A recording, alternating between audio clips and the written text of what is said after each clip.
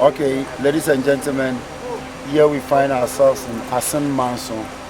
Assin Manso, in the olden days during the slave trade era, this place was one of the largest slave markets. Largest slave market.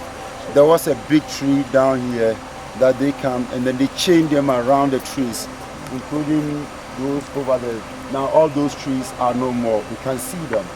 But those two graves that we are seeing are skeletons that were exhumed and brought to Ghana. Madam Crystal and then Brother Carson were exhumed and brought to Ghana. As a result of that, we have the Emancipation Day celebration. And Emancipation Day always falls on the 1st of August.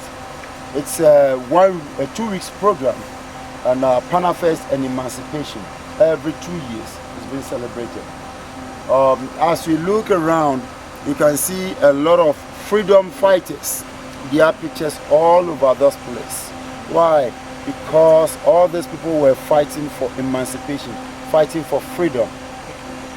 People that are arrested or they catch them from far away, sometimes they walk through the forest for a number of weeks, and as they get here, they will be exhausted, they grow lame. This is the only place that they were treated well. Why? Because the merchants want so much money, they needed so much money. As a result of that, they feed them well, and then they brand them with oil so that their skin will look fresh. They allow them to go to the stream down there to take a shower so that they will look very nice. Before, at a market day, they will sell them. Market days sometimes might be Tuesday, they give a time, and then people, another merchants from somewhere will come all over, and then they'll come and buy the slaves.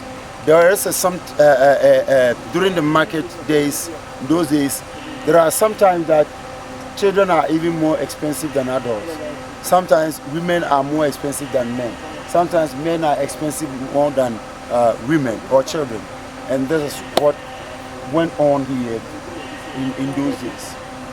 Just to cut it short. It's a very long history. And if I'm to give all the history, we're going to take almost the rest of the day here. So I'm just cutting everything short. On the 1st of August, every 2 years, this year like this, we celebrated a Panafest Emancipation. And wreaths have been laid. People come from the diaspora all over the world. They come here to celebrate emancipation with Ghanaians. Now, okay, let's move down there, and then I'll talk about what is the structures over there. From there, we'll go and see the slave water.